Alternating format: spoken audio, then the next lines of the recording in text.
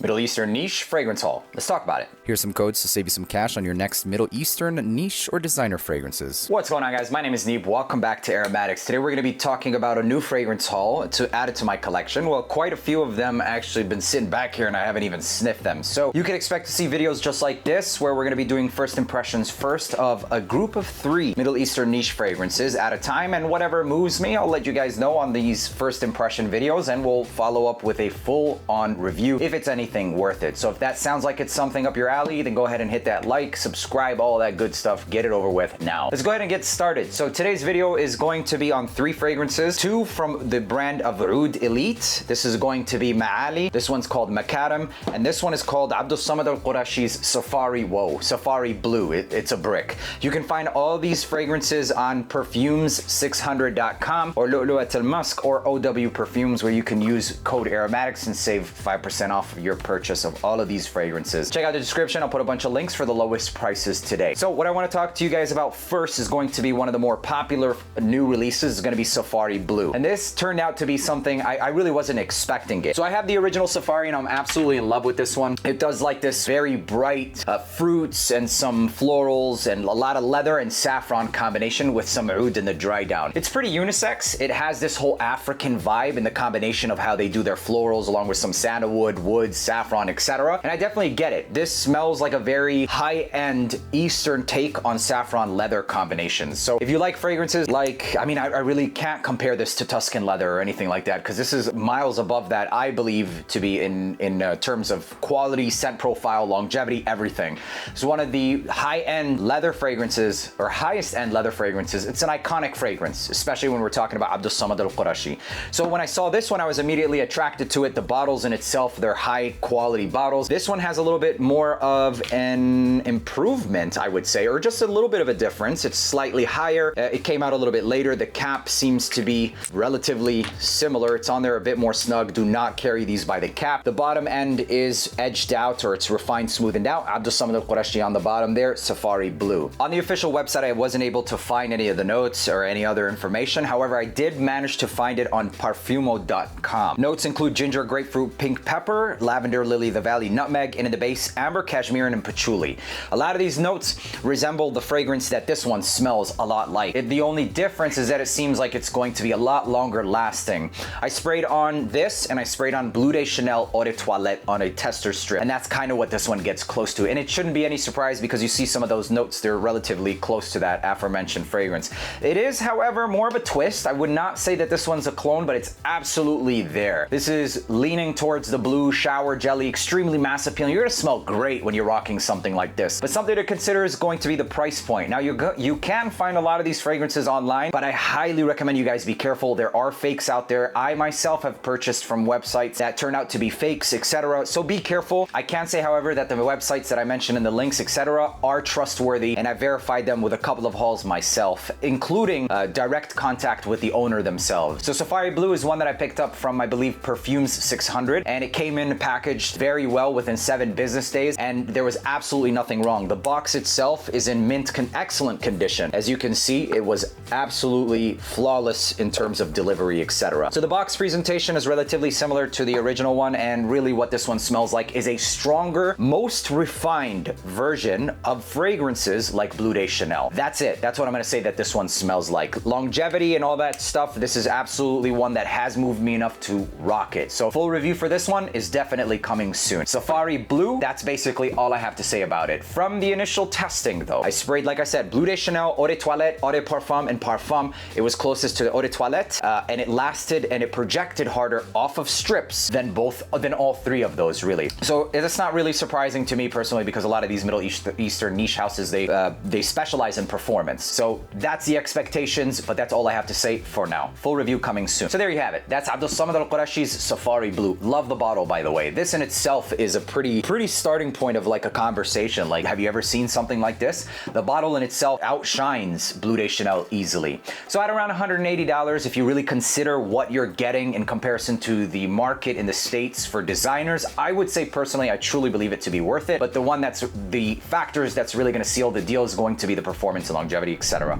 So the next fragrance we're going to be talking about is called McAdam. This one I picked up in Saudi Arabia. I finally cracked it open and got a first impression. Let me just start off by saying that I absolutely absolutely love this one. However, if you have a lot of vanilla-based fragrances, which is what this one really focuses on, it can be a little bit redundant, but does not make this one a not valid purchase. This smells freaking fantastic. Some of the notes include honey flower, patchouli, amber, and vanilla. That's basically all the information that you're gonna find online for the most part. This is another one that I did pick up in Saudi Arabia, like I was saying. Aside from the haul that I picked up from Perfume 600, there isn't any combination, or I'm just mixing up the ones that I initially grab and do a first impression on. So honey flower is far different than what a lot of people might think. Like, it smells or sounds like it's going to be like this honeyed white floral, etc. At least to me personally, but it's far greener than that. So it's like this green but very creamy vanilla. Reminds me a lot of like Tartil Silver, Mercedes-Benz Club Black. If you guys enjoy those qualities of vanilla, you're gonna absolutely love this. But also, like I was saying, that honey flower and the patchouli and amber really warm this one up. So if the Mercedes-Benz Club Black or the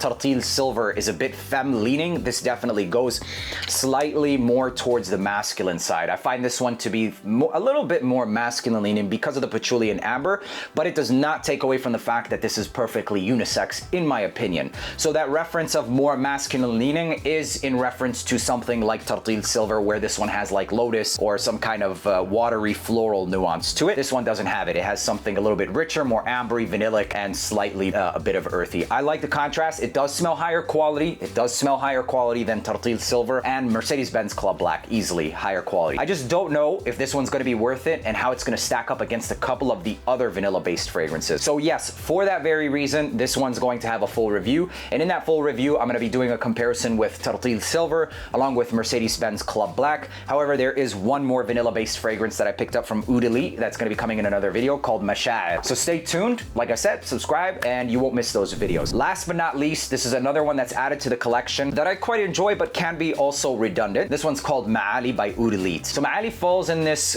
musk, cashmerean, woody, isoe super type of fragrance vibe. And that reminds me a lot, and will remind a lot of you guys, of fragrances with the vibes of these bad boys right here. Diwan, Amiri, and Sultani by Al Arabi Al Oud. If you haven't seen my video where I reviewed Amiri and Diwan, etc., these are like freshies, but they're not your typical freshies at all. They're freshies in the Middle Eastern realm of fresh or fragrances, period. Cashmere and musky, woody, but in the sense, or in the Western taste, these are not really freshies. They're just woody-based fragrances, slightly peppered, maybe some citruses at the top, and they all varied slightly. So let me give you guys a quick little rundown or description or breakdown of these three really quick so you can understand where this one falls into place, at least in the initial impression. Amiri is going to be the freshest of all of these, and this is has a lot more citruses, some bergamot, a bit more diffusive. If you're looking for the freshest of this isoe super musky, distinctively musky isoe super, it reminds me personally of like family gatherings, Middle Eastern family gatherings. The guys would rock something like this. This is that musky isoe super with some citruses like tangerine and some peppers at the top. Aromatic, woody, slightly spicy, excellent fragrance. More woody than anything, woody musky. Next one on the spectrum is going to be the one that I find the most balanced and currently my most favorite. Whereas Amiri was my most favorite and then Diwan became my most favorite. Really, I wore these in a sequence where I began to appreciate all of them differently. These are all excellent fragrances in their realm, but you have to enjoy the realm in itself, the whole musky, woody vibe. They are slightly different, but this one so far, for now, is my top one out of all of them. It's called Sultani. The reason being is because it has aspects of both Amiri and Diwan. We'll talk about Diwan in a second. So this one uses or utilizes that same isoe super, has the freshness, the musky nature, the cashmerean, the woody vibe, a little bit of peppers, but it also adds a fresh aspect to it, along with having some mild sweetness coming from those berries. The berries does a little bit of a contrast, however, once it starts to dry down a little bit, they all go into this very similar territory. Whereas this one's going to be the most volatile, it's not going to last as long. This one's going to have or carry on some of that musk a little bit longer. So that one is the most balanced, Sultani. I find it to be the most balanced. Full review for this one is coming very soon. It's an excellent fragrance, and I kind of already gave you guys a little bit of a teaser there. It's my favorite one currently. The last one that I wore, but definitely saved the best for last. The other two are still definitely worth it. So Diwan is going to be the heavier side of the spectrum, or on the heavier side of the spectrum. It takes that same isoe super woody musk nature, except it focuses a lot more on the musk and some of those woods. So less fresh aspects, it's denser, it's heavier. And so really with these three fragrances, you can carry yourself during the entire year. You can get through the entire year. Summer, and this would be spring, fall, and even winter. And then this one would be perfect for just the fall and the winter. It wears pretty thick. It definitely wears pretty thick. That's Diwan, that is. So there you go. That's Diwan. Diwan. This now we have Maali. So Maali falls in between something like Diwan and Sultani. So that's where I feel like it might be slightly redundant for some people. It has that very similar Kashmiran, musky, woody ISO-E super vibe, except it's a tad spicier and it's lighter than Diwan. So while this is extremely musk and wood centric, it's not like extremely musk, but the muskiest of all of them. This one takes this type of DNA, lightens it up a little bit, but doesn't get as light and as versatile as this. So it's somewhere in between Diwan and Sultani, whereas Amiri is the freshest. So I hope that made sense. At the thickest and densest, it's going to be Diwan. On the lesser side of the thickness and density, while still having both aspects from both realms of fragrances of fresh and thick, it's going to be Maali. And at the best and most balanced is going to be Sultani, and at the freshest with the most citruses, etc., is going to be Amiri. So there you have it. That's basically what I think about Maali. It's an excellent fragrance, but all of these fragrances can be redundant. But if you're interested in seeing how this fragrance can be done in multiple different ways, then it's still very valid. For me personally, I enjoy having it. I don't regret getting it, and if I had the option again or the choice again, I would pick it up again because it in itself is an excellent smelling fragrance. All four of these smell like money, basically. So full review coming soon. It's going to be an in-depth review along with comparisons to Sultani, etc. I would recommend that you watch the review for Sultani because it could likely be that I just go ahead and shove in Maali in there as well. That pretty much sums up this fragrance haul. Make sure to stay tuned, leave a like, subscribe so you don't miss the next one. I hope you guys enjoyed watching this video, and until the next one, peace.